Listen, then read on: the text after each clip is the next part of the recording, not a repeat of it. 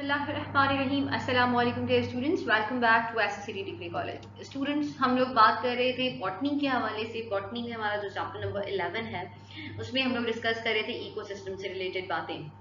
अच्छा बच्चों, स्टूडेंट जो हमारे पास इकोसिस्टम था उसमें आप लोगों ने पॉपुलेशन के बारे में पढ़ा। जो स्टार्ट हमने लिया था वो इकोलॉजी से लिया था, फिर हम इंडिविजुअली एक एक स्पीशी की तरफ गए थे, फिर हमने पॉपुलेशन पे डिस्कस किया। उसके अलावा फिर हमने कम्युनिटी की बात की, और जब बहुत सारी कम्युनिटी साथ मिल रही थी तो हमारे पास इकोसिस्टम बन रहा था। नॉन लिविंग और लिविंग एनवायरनमेंट की जब हमने बात की थी, तो लेक्चर नंबर 1 तो हमारा इस चीज़ से रिलेट करता था। बच्चों, लेक्चर नंबर 2 में आज हम आपको बायोस्फीयर के बारे में थोड़ी सी इंफॉर्मेशन देंगे कि व्हाट इज बायोस्फीयर। तो आइए चलते हैं अपने लेक्चर की तरफ। तो बायो का मतलब होता है आपके पास पूरा पूरी लाइफ का स्फीयर। ठीक है, बायो मीन्स हो गया life and that sphere. The different ecosystems, whether terrestrial हो, चाहे आपके पास टेरेस्ट्रियल हो या एक्वाटिक हो, आर लिंक टूगेदर। और जब वो एक साथ रह रहे होते हैं, कौन?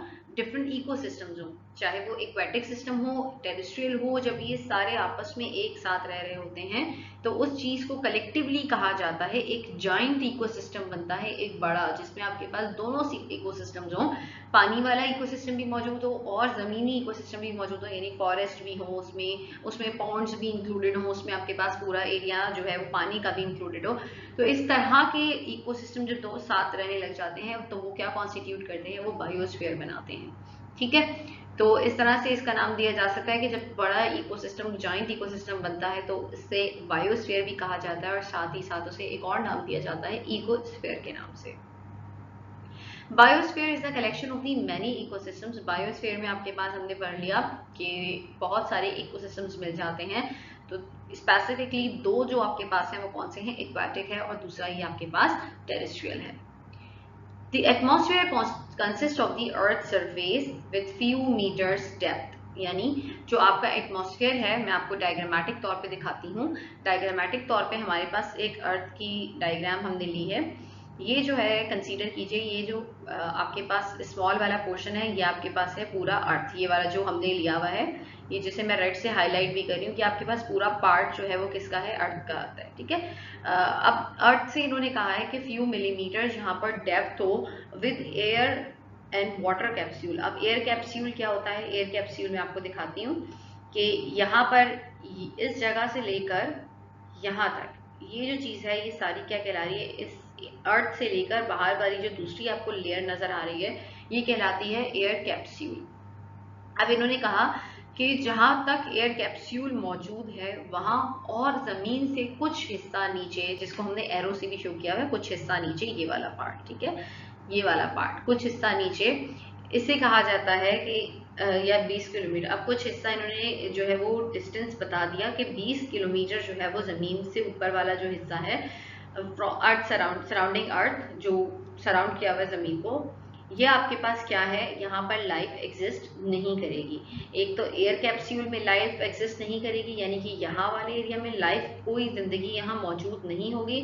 और अगर थोड़ा सा ऊपर वाला एरिया और देख लिया जाए, यहाँ से लेकर इधर तक का, इस एरिया में भी कोई लाइफ एग्जिस्ट नहीं करेगी। तो जो बीच वाला पार्ट होता है अर्थ का, यहाँ सारी लाइफ एग्जिस्ट कर रही होती है और यहीं पर बायोस्फीयर बन रहा होता है। ठीक है, तो इसे कहा जाता है कि all living things live within the biosphere and no life beyond it. और जितने भी आपके पास लिविंग ऑर्गेनिज्म है वो बायोस्फीयर के अंदर ही रहेंगे, बाहर वाले एरिया में कोई भी ऑर्गेनिज्म नहीं होगा, कोई लाइफ एग्जिस्ट नहीं करेगी जो बायोस्फीयर से बाहर वाला एरिया होगा। ठीक है, तो बाहर वाला एरिया मैंने आपको बता दिया 20 किलोमीटर अबव द अर्थ होगा, और साथ ही साथ आपके पास कौन सी जगह होगी? वो एयर कैप्सूल वाली जगह होगी, वहां पर लाइफ एग्जिस्ट नहीं कर पाएगी। तो ये आपके पास बायोस्फीयर से रिलेटेड कुछ बातें थी। बायोस्फीयर, बाकी जो एरिया है वो सारा क्या कहलाएगा? इसका बायोस्फीयर कहलाएगा। Okay, moving towards the ecological approaches की तरफ चलते हैं कि इकोलॉजिकल अप्रोचेस है कौन कौन सी, क्योंकि आपको क्या करना है? इकोलॉजी पढ़नी है, तो इकोलॉजी पढ़ने के लिए आपको कुछ बातें पढ़नी पड़ेंगी कि हम इकोलॉजी को स्टडी कैसे कर सकते हैं, किस तरह से हम इकोलॉजी के बारे में पढ़ सकते हैं। तो आपके पास आ जाता है there are the several factors, बहुत सारे ऐसे फैक्टर्स मौजूद हैं। Let me use the pointer. Okay, आपके पास बहुत सारे फैक्टर्स हैं जिनकी वजह से आप क्या कर सकते हैं? इकोलॉजी को स्टडी कर सकते हैं। ठीक, which interact in a particular locality, जो हर लोकेलिटी के हिसाब से होगा कि अगर मतलब जिस तरह से किस एरिया के लिए, हर एक एरिया के लिए, हर एक पर्टिकुलर जगह के लिए वो आपके पास क्या होंगे, एक स्पेसिफिक अप्रोच होगी। Due to this, there are certain limits for the collection of ecological information. तो इसी वजह से यहाँ पर कुछ लिमिट्स लगाई गई हैं, कुछ एरिया के लिए पर्टिकुलर लिमिट है जिसमें आप क्या कर सकते हैं, जिसमें रहते हुए आप इकोलॉजिकल इंफॉर्मेशन को कलेक्ट कर सकते हैं। These ecological limits are called as the ecological approach। और अब इन स्पेसिफिक लोकेशंस को या स्पेसिफिक जो लिमिटेशंस हैं इनको स्टडी करना क्या कहलाएगा, इकोलॉजिकल अप्रोच कहलाएगा। ठीक है, These ecological approaches are as follows, कि आप क्या कर सकते हैं, किस तरह से इन्हें स्टडी कर सकते हैं। तो इकोलॉजिकल अप्रोचेस आपके पास 6 हैं। पहली जो है वो पॉपुलेशन अप्रोच है, सेकंड वन आपके पास कम्युनिटी अप्रोच है, थर्ड वन आपके पास इकोसिस्टम अप्रोच है, फोर्थ वन आपके पास हैबिटेट अप्रोच है, फिफ्थ वन आपके पास एवोल्यूशनरी अप्रोच है, और जो सिक्स्थ है आपके पास वो है आपके पास जो सिक्स्थ वाली है, इसमें आप इकोलॉजिकल जो इन्वायरमेंट है, जैसे हिस्टोरिकल चीजें आप उसमें देख सकते हैं, तो हिस्टोरिकल अप्रोचेस में चला जाता है। तो इस तरह की हर एक जो है वो हम स्टडी करते हैं डीपली कि क्या हर अप्रोच में क्या क्या आप पढ़ सकते हैं, कि किस अप्रोच के थ्रू आप कहाँ पहुंच सकते हैं और किस तरह से पहुंच सकते हैं उस तक। This approach is based on the study of the individual species and also called as the autoecology। अब देखो पॉपुलेशन अप्रोच जो आपने पहले पढ़ी कि पॉपुलेशन अप्रोच से आप क्या कर सकते हैं, study of the individual species. आप इस अप्रोच के अंदर हर एक स्पीशी को पढ़ सकते हैं। स्पीशी यानी आपके पास सिमिलर इंडिविजुअल्स होंगे, ग्रुप होगा सिमिलर इंडिविजुअल्स का, उसमें स्पीशीज जो होंगी वो आपके पास एक ही तरह की मौजूद होंगी, क्योंकि आप पहले पॉपुलेशन पढ़ चुके हो। तो स्पीशीज उसमें जो है वो एक तरह की होंगी, बहुत सारी आप उसकी स्टडी कर सकते हो उन सबको।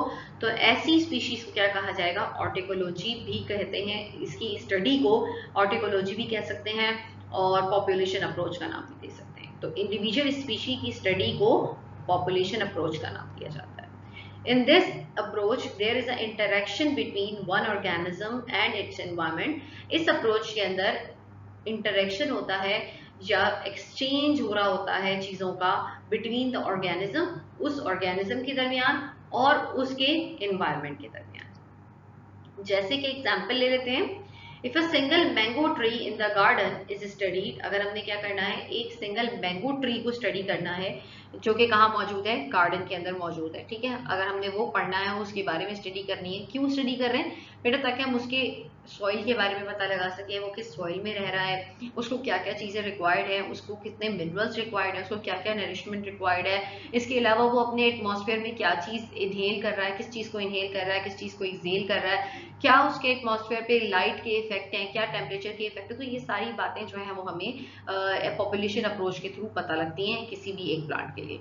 If a single mango tree in the garden is studied, अगर हम उस मैंगो ट्री को स्टडी करें, गार्डन में मौजूद हो, the study would be autecology in nature. तो हम उस स्टडी में क्या कर रहे हैं, ऑर्टिकोलॉजी पढ़ रहे हैं कि हम उसकी पॉपुलेशन स्टडी, उसकी जो है वो हम अप्रोच उसकी पढ़ रहे हैं, उसके वो किस तरह से रह रहा है। और the study of the other environmental factor on the growth, और क्या कर रहे हो, एनवायरमेंटल फैक्टर को देख रहे हो कि उसकी ग्रोथ पे इसका क्या इफेक्ट हो रहा है। लाइट अगर तेज है, लाइट की क्वालिटी कैसी है, लाइट की इंटेंसिटी कैसी है, इस तरह की चीजें अगर हम क्या कर रहे हो, इफेक्ट एनवायरमेंटल फैक्टर्स को स्टडी कर रहे हो प्लांट के अंदर और उसके एनवायरमेंट के अंदर, तो हम इस तरह की स्टडी को क्या कहते हैं, ऑर्टिकोलॉजी कहते हैं या फिर पॉपुलेशन अप्रोच का नाम देते हैं।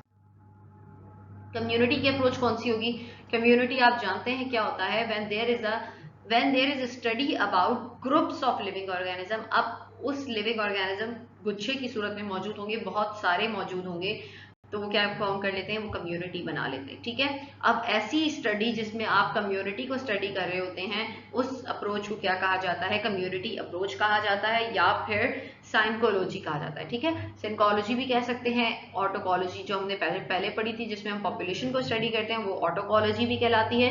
इसके अलावा साइकोलॉजी जो होती है वो उसमें क्या करते हैं, आप कम्युनिटी को अप्रोच, कम्युनिटी की स्टडी कर रहे होते हैं कि कम्युनिटी का क्या इफेक्ट है, वो आपस में किस तरह से रह रहे हैं, वो एनवायरमेंट के साथ किस तरह से रह रहे हैं।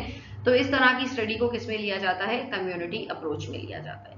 With the study of the different communities, their relationship between them and their environment. तो कि डिफरेंट कम्युनिटीज साथ रह रही हों, अलग अलग जो है वो स्पीशीज साथ रह रही हों, वो किस तरह से रहती हैं, उनके दरमियान किस तरह से एक्सचेंज ऑफ मटेरियल हो रहा है, किस तरह से वो एक दूसरे को फायदा पहुंचा रहे हैं, किस तरह से वो नुकसान पहुंचा रहे हैं, और अपने इन्वायरमेंट से वो किस तरह से रिलेशन में रह रहे हैं। तो इस तरह की स्टडी कहाँ स्टडी की जाती है, किस चीज़ में स्टडी की जाती है, वो कम्युनिटी अप्रोच में पढ़ते हैं।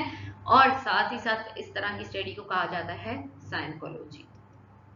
The term biocoenotics is synonym with it, यानी इस कम्युनिटी अप्रोच का एक और नाम बताया, जैसे ऊपर एक नाम दिया है साइकोलॉजी, इसी तरह एक और नाम दिया गया है बायोसिनोटिक्स भी कह सकते हैं इसे, जिसमें आप क्या करते हैं, कम्युनिटी की अप्रोच को स्टडी कर रहे होते हैं।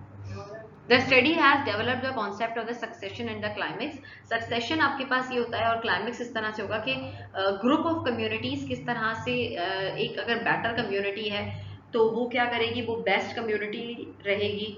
ठीक, जैसे ही उसका टाइम पीरियड वहाँ खत्म होना शुरू हो जाएगा, जैसे ही वो अब इन्वायरमेंट को फायदा पहुंचाना कम कर देगी या उसके इन्वायरमेंट के अगेंस्ट जा रही होगी, तो क्या होगा, उसके लिए सक्सेशन का काम शुरू हो जाएगा कि नई कम्युनिटी उसकी जगह लेना शुरू कर देगी। वो कहेगी नई कम्युनिटी आके उसकी जगह पे जो है वो जगह घेर लेगी और मतलब वहाँ पे ग्रोथ करना शुरू कर देगी। तो फिर जो पुरानी कम्युनिटी होगी वो बिल्कुल ही खत्म हो जाएगी, उसकी कोई डिमांड नहीं रहेगी। तो इसी तरह से सक्सेशन और क्लाइमेक्स हर एक इंडिविजुअल का, हर एक प्लांट का आता है, हर एक कम्युनिटी का आता है कि certain group of the plants जो है वो अपनी जगह छोड़ देता है, काम करना वैसे बंद कर देता है। और नॉर्मली लोगों में भी होता है, जब तक कि आप काम सही कर रहे होते हो तो आपकी जगह सही रहती है, और जैसे ही आप अपना काम जो है वो डिले करना शुरू करते हैं, नहीं कर रहे होते, तो वो आपकी जगह क्या होता है, कोई और ले लेता है। तो वो कहलाती है सक्सेशन, वो जगह आपकी फिल हो जाती है, कोई और सी कम्युनिटी आकर वो जगह ले लेती है। तो इस तरह की स्टडी को क्या नाम दिया जाता है, कम्युनिटी अप्रोच या फिर साइकोलॉजी या फिर बायोसिनोटिक्स। तीसरी आपके पास है ecological approach. It is the highest level of organization. इसके अंदर क्या होगा, हाईएस्ट लेवल ऑफ ऑर्गेनाइजेशन की स्टडी की जाएगी। The interaction between the communities and their environment. अब डिफरेंट किस्म की कम्युनिटीज होंगी, एक नहीं होगी। अब बहुत सारे इंडिविजुअल्स मिलकर एक कम्युनिटी, अलग अलग इंडिविजुअल्स मिलकर एक कम्युनिटी नहीं बना रहे होंगे। अब बहुत सारी कम्युनिटीज जो हैं वो साथ रह रही होंगी। जैसे आपके पास अलग अलग किस्म के फ्लावर्स ले लो, अलग अलग किस्म के ट्रीज ले लो, तो ये सारे आपस में रह रहे होंगे और वो एक दूसरे को क्या फायदा पहुंचा रहे हैं, क्या नुकसान पहुंचा रहे हैं, क्या इनहेल एक्सेल कर रहे हैं, लाइट का क्या इफेक्ट है, एनवायरमेंट का टेम्परेचर का क्या इफेक्ट हो रहा है, ह्यूमिडिटी का क्या इफेक्ट हो रहा है उनके ऊपर। तो ये सारी चीजों की स्टडी क्या कहलाती है, इकोलॉजिकल अप्रोच में आती है। The approach is based on the two things.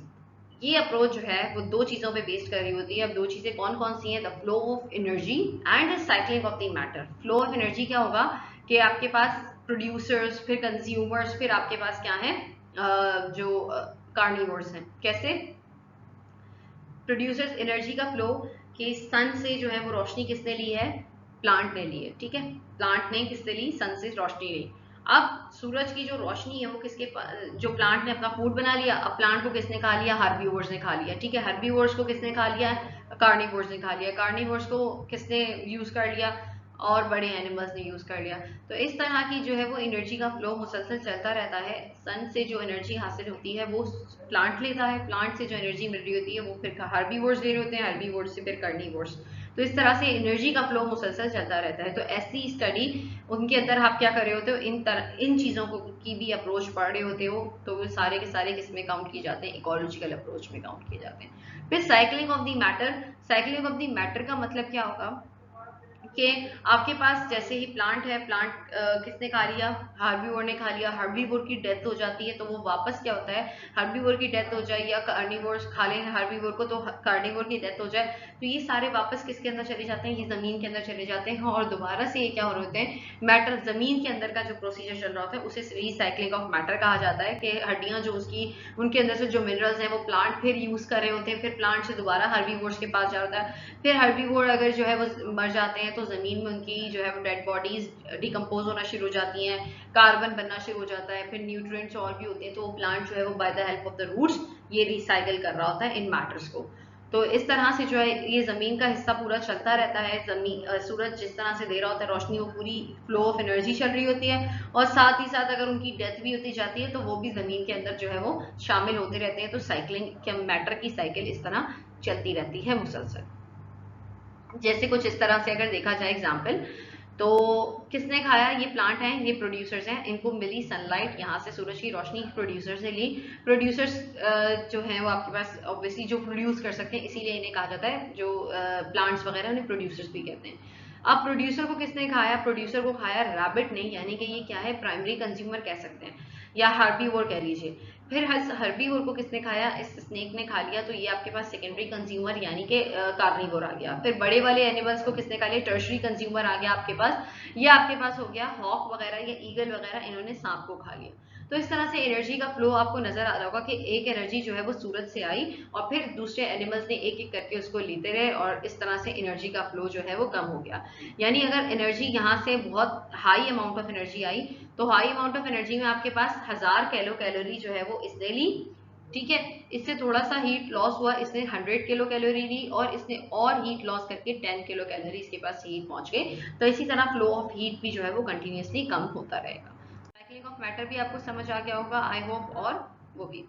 तो इकोसिस्टम जो है वो आपके पास एक फंक्शनल यूनिट है। अभी हम इकोलॉजिकल अप्रोच ही पढ़ रहे हैं, तो थोड़ी सी इन्फॉर्मेशन देखते हैं इसकी, कि इकोलॉजी जो इकोसिस्टम है आपके पास वो एक फंक्शनल यूनिट है किसी भी जगह का। उसके लिए लाजमी ज़रूरी है कि इकोसिस्टम होना किसी भी जगह के लिए बहुत नेसेसरी है, और होता भी नजर भी आता है। It may be the small as pond, या तो ये बिल्कुल पॉन्ड जितना होगा, क्योंकि छोटे से छोटा सबसे ज्यादा पॉन्ड होगा कि उसके अंदर क्या मौजूद है, उसके अंदर फिशेस मौजूद हैं। फिशेस के अलावा उसके अंदर ट्रेडपोल्स भी मौजूद हैं, उसमें कॉकरोचेस कह रही हूं, उसमें फ्रॉग्स मौजूद होंगे। इसके अलावा उसमें टर्टल्स मौजूद होंगे, तो डिफरेंट कम्युनिटीज के मेंबर मौजूद हैं, ठीक है। फिर उसके बाद उसके अंदर जो है वो कुछ प्लांट्स भी मौजूद हैं, और बहुत सारी चीज़ें उसके अंदर मौजूद हैं। कुछ छोटे वाले प्लांट्स हैं, बड़े वाले प्लांट्स हैं, डिफरेंट किस्म के उसके अंदर प्लांट्स मौजूद होंगे। तो मतलब एक पूरा एक एरिया, एक कम्युनिटी बन जाती है उनके दरमियान, ठीक है। तो आप इसको कह सकते हैं एक सबसे छोटे से छोटा जो है वो क्या है, इकोसिस्टम पॉन्ड हो सकता है। और लार्ज एज वर्ल्ड, और जमीन, पूरी दुनिया अगर देखा जाए तो सबसे बड़ा कौन सा होगा? ये पूरी दुनिया का जो इकोसिस्टम होगा वो आपके पास सबसे बड़ा होगा। Example, when we consider a garden community plus its soils, ठीक है। अब आप एक गार्डन कम्युनिटी कंसीडर करें कि ये एक गार्डन की कम्युनिटी है, इसमें बहुत सारे ट्रीज लगे हुए हैं आपको नजर आ रहे हैं, और साथ ही साथ उसमें क्या मौजूद है, इसकी सॉइल भी आपके पास इकोसिस्टम में शामिल हो जाएगी, क्योंकि ये आपके पास एबायोटिक फैक्टर हो जाएगा। मैं बताऊंगी एबायोटिक फैक्टर होता क्या है। नॉन लिविंग सराउंडिंग जितना भी होता है ना, जितनी भी ऐसी चीजें जो नॉन लिविंग होंगी, जिनमें से जानवर को, पौधों को निकाल दें, और जो बाकी मिट्टी, टेम्परेचर, ये सारी चीजें, मिनरल साइकिल, एनीथिंग जो भी आपके पास बन रहा है, वो सारा का सारा आपके पास एबायोटिक में चला जाता है, ठीक है। तो क्या क्या चीजें होंगी इसमें कम्युनिटी के इर्द गिर्द? सॉइल, क्लाइमेट उसका, टेम्परेचर उसका, वाटर, मिनरल साइकिल, सनलाइट, ये सारी चीजें इस गार्डन में मौजूद है। तो ये सारी एक चीज कॉन्स्टिट्यूट कर सकती है, वो क्या बना सकती हैं, इकोसिस्टम बना सकती हैं, ठीक है। यहाँ तक आपको समझ आ गई बात। उसके बाद हैबिटेट अप्रोच की बात करें, तो हैबिटेट आपके पास ऐसा होता है कि उस ऑर्गेनिज्म के रहने की जगह को क्या कहा जाता है, हैबिटेट कहा जाता है। फिर हमने हैबिटेट को बहुत अच्छे तरीके से डिस्कस किया था कि हैबिटेट फिशेस का जो है वो क्या होगा, सी उसका हैबिटेट होगा। Every organism live in a particular place in an environment, हर ऑर्गेनिज्म एक पर्टिकुलर जगह पर रहता है अपने ही एनवायरमेंट में, and its activities are limited there, और वो उसी एनवायरमेंट में रहते हुए अपनी एक्टिविटी, लिमिटेड जगह पे रहते हुए लिमिटेड काम कर रहा होता है, इसको कहा जाता है। और अब इस चीज की स्टडी को क्या कहेंगे, हैबिटेट अप्रोच। कि आप क्या कर रहे हो, किस चीज को स्टडी कर रहे हो, उसके एनवायरमेंट में वो किस तरह से रह रहा है, किस तरह से वो एक्सचेंज कर रहा है मिनरल्स को, अपने वाटर को कैसे एक्सचेंज कर रहा है, एनवायरमेंट के साथ उसने क्या रिलेशन रखा हुआ है, क्या इंटरेक्शन उसका है, क्या एक्टिविटी वो परफॉर्म कर रहा है। तो इन सारी चीजों की स्टडी को आप किस में रख लेते हैं, हैबिटेट अप्रोच में रख लेते हैं। जैसे moving cold water is the habitat of the trout fish, पानी का मूव करना वो क्या है, इर्द गिर्द फिशेस का, कौन सी फिश के, ट्रॉट फिश एक नाम है फिश का, वो मूव कर रही है अपने ही हैबिटेट के अंदर, पानी के अंदर, तो वो उसका क्या कहलाएगा, हैबिटेट कहलाएगा। और जब हम इसकी स्टडी करेंगे, इसकी डीप स्टडी करेंगे, हर चीज के बारे में, इसके इंटरेक्शंस के बारे में, इसके रिलेशन के बारे में, टेम्परेचर, वाटर, सब चीजों के बारे में स्टडी करेंगे, तो ये क्या कहलाएगा आपके पास, ये हैबिटेट अप्रोच कहलाएगा। A small habitat is called micro habitat. अगर habitat बहुत छोटा होता है तो हम इसे क्या नाम देंगे, माइक्रो हैबिटेट का नाम देंगे। दो तरह का हैबिटेट हो सकता है, एक तो एक्वाटिक हैबिटेट हो सकता है कि पानी के अंदर रहने वाला जितना भी होगा वो habitat. It includes the fresh water, पानी, फ्रेश वाटर इंक्लूड होगा, मेरीन वाटर समंदर का पानी, और एस्टुराइन वाटर, ये सारे जो है वो छोटे नदी नालों के जितने भी पानी वगैरह होते हैं वो सब इसमें क्या आ जाएगा, हैबिटेट, एक्वाटिक हैबिटेट में आ जाएगा। फिर टेरेस्ट्रियल में आपके पास कौन सी जगह आ जाएगी, इट इंक्लूड द ग्रासलैंड्स, इसके अंदर ग्रासलैंड आते हैं, डेजर्ट्स आते हैं, फॉरेस्ट्स आते हैं और अदर प्लेसेस, क्योंकि ये यहाँ पर इनमें ऑर्गेनिज्म रहते हैं इन जगहों पर, ये उनका हैबिटेट होता है। जैसे ग्रासलैंड्स आपके पास घास वाली जगहें हैं, वहां पर छोटे चरिंद परिंद बहुत ज्यादा नुमाया नजर आएंगे, तो ये आपके पास उनका हैबिटेट हुआ। डेजर्ट में आपके पास कैमल्स वगैरह मौजूद हैं और बड़ी साइज की लिजर्ड्स हैं, तो ये उनका हैबिटेट हुआ डेजर्ट। फॉरेस्ट में आपके पास बहुत सारे जंगली जानवर मौजूद होंगे, अलग अलग किस्म के छोटे बड़े किस्म के जानवर होंगे, तो वो उनका हैबिटेट है। तो इस तरह के टेरेस्ट्रियल हैबिटेट हैं, एक्वाटिक हैं। वो आधे एनिमल्स जो हैं वो एक्वाटिक हैबिटेट में रह रहे होते हैं और आधे जो है वो टेरेस्ट्रियल हैबिटेट में रह रहे होते हैं। फिर इस तरह से देख लें, इसमें हर किस्म की आपको जो है वो क्वालिटी चीज़ों की नज़र आएगी, हर चीज़ नज़र आएगी, हर किस्म की फिशेस, सी शेल्स, सब कुछ नज़र आएंगे। और ये आपके पास जो है वो ग्रासलैंड वगैरह एरिया है, थोड़ा हाई माउंटेनस एरिया है, यहाँ पर आपके पास एक अलग किस्म की कम्युनिटी। एवोल्यूशनरी अप्रोच क्या होती है बेटा, these ecological limits are concern with evolution. अगर क्या होगा, एवोल्यूशन आपको पता है कि कोई भी चीज वक्त के साथ साथ जिसमें चेंजेस आ जाए तो वो एवोल्यूशन कहलाता है। These ecological limits are concern with evolution, ये जो इकोलॉजिकल लिमिट्स होती हैं ये इनको लाजमी सी चीज़ है, ये क्या होगा थोड़े से वक्त के बाद चेंजेस इनमें आएंगे, तो ये क्या किस चीज की तरफ चले जाएंगे, एवोल्यूशन की तरफ चले जाएंगे। In which information are collected from beginning of life, जिसमें क्या होता है जिंदगी के स्टार्टिंग में ही इनमें इंफॉर्मेशन हर एक के पास कलेक्ट होती है, different kinds of variation up to the future. फिर क्या होता है कि जिंदगी में आगे जितनी भी काइंड्स बनती रहती हैं उनमें वेरिएशंस नजर आ जाती हैं। ऐसी चीज की स्टडी को एवोल्यूशनरी अप्रोच कहते हैं कि जिसमें आप किस चीज के बारे में स्टडी कर रहे होते हैं, एवोल्यूशन के बारे में स्टडी कर रहे हो किसी भी पर्टिकुलर प्लांट की या पर्टिकुलर एनिमल की, तो आप उसको किस में ले लेते हो, एवोल्यूशनरी अप्रोच में ले लेते हो। It also includes the study of the fossils, और इसके अंदर आप एवोल्यूशन है क्योंकि लाजमी सी बात है, एवोल्यूशन की जहां बात आती है वहां फॉसिल्स की बात लाजमी आती है। फॉसिल्स आपने बहुत अच्छे तरीके से पढ़ा भी होगा, जब आप बल्कि पढ़ेंगे भी इंशाल्लाह आगे। इसमें बॉटनी के ज़ूलॉजी के एक चैप्टर में आपके पास है ना, डार्विन थ्योरी जब मौजूद है वहां पर स्टडी ऑफ द फॉसिल्स में आपको ये बहुत अच्छे तरीके से याद आएगा। पैलेंटियोलॉजी भी कहते हैं स्टडी ऑफ फॉसिल्स को। तो जब भी आप एवोल्यूशन की बात कर रहे होते हैं तो आपको कैसे पता लगता है कि ये चीज इस तरह से मिली है या इसके अलावा अजदाद जो है कौन है, तो वो आपको उनके फॉसिल्स से पता चलता है कि अगर ये परिंदा है या कोई भी प्लांट है तो ये किससे बिलोंग करता है, इसका जो पेरेंट है वो कौन हो सकता है और आने वाले इसकी कौन सी जनरेशन आगे बनी है। तो हम किसी भी प्लांट की लाइफ को देखते हुए, किसी भी प्लांट के बोन्स को देखते हुए हम उसकी इंफॉर्मेशन बता सकते हैं कि उसके फॉसिल्स के बारे में हम इजीली गाइड कर सकते हैं। तो ऐसी स्टडी लाजमी सी बात है, इस तरह की स्टडी को एवोल्यूशनरी स्टडी कहेंगे कि जिसमें आप एवोल्यूशन के बारे में डिस्कशन कर रहे हो और इसमें फॉसिल्स के बारे में स्टडी कर रहे हो। तो स्टडी ऑफ फॉसिल्स का एक और नाम है पैलेंटियोलॉजी भी कहते हैं फॉसिल्स की स्टडी को। In this approach, Darwin theory and origin of species also studied। ये डार्विन थ्योरी का मैंने अभी आपके सामने नाम भी लिया है कि डार्विन थ्योरी में आप लाजमी बात है वो पढ़ोगे, स्टडी ऑफ फॉसिल्स पढ़ोगे पैलेंटियोलॉजी के बारे में, और ओरिजिन ऑफ स्पीशी भी के ओरिजिन के स्पीशी जो है वो ओरिजिनेट कहाँ से हुई है, कि निकली कहाँ से है वो स्पीशी। तो ये सारी चीजें आपको किससे पता लग सकती हैं, एवोल्यूशनरी अप्रोच के थ्रू पता लग सकती हैं। हिस्टोरिकल अप्रोच क्या होता है बेटा, इन दिस इकोलॉजिकल अप्रोच, इस इकोलॉजिकल अप्रोच के अंदर different changes occur during the history can be study, के पिछले जो पीरियड है उनमें जो जो चेंजेस आती रही होंगी इन चीज़ों की स्टडी को किस में रखा जाता है, हिस्टोरिकल अप्रोच में। कि आप किस तरह से हिस्टोरिकल अप्रोच पढ़ के इन चीज़ों की इंटरेक्शन बता सकते हो कि प्लांट जो है वो अपने इन्वायरमेंट में किस तरह रह रहा है और किस तरीके से उसका इंटरेक्शन है, किस तरीके से वो लिव कर रहा है, कैसे वो अपने प्लांट्स के साथ या अपने इन्वायरमेंट के साथ वो इंटरेक्ट कर रहा है। तो इस तरह की इंटरेक्शन को देखते हुए आप उसका हिस्टोरिकल अप्रोच या हिस्टोरिकल बैकग्राउंड स्टडी कर सकते हो। ठीक है, different changes occur during the history can be study. इस अप्रोच में आप क्या कर सकते हो, हिस्ट्री में जितनी भी चेंजेस हो रही हैं उन सारी बातों का आप स्टडी कर सकते हो, such as from neolithic period, ये एक पीरियड का नाम है। न्यूलिथिक, कार्बोनिफेरस एक पीरियड है, डिफरेंट किस्म के पीरियड है, ठीक है। हर एक टाइम पीरियड होता है, ये पीरियड ऑफ स्टोन का है, यानी जब पत्थरों का जमाना जैसे हम कहते थे, स्टोन एज का पीरियड है, तो ये उस टाइम का पीरियड है। 3000 से लेकर 15000 बीसी टू प्रेजेंट लाइफ। तो अब हम बता सकते हैं कि अगर कोई भी प्लांट है तो उसकी जनरेशन कब से चल रही है, 3000 से लेकर 15000 बीसी तक, या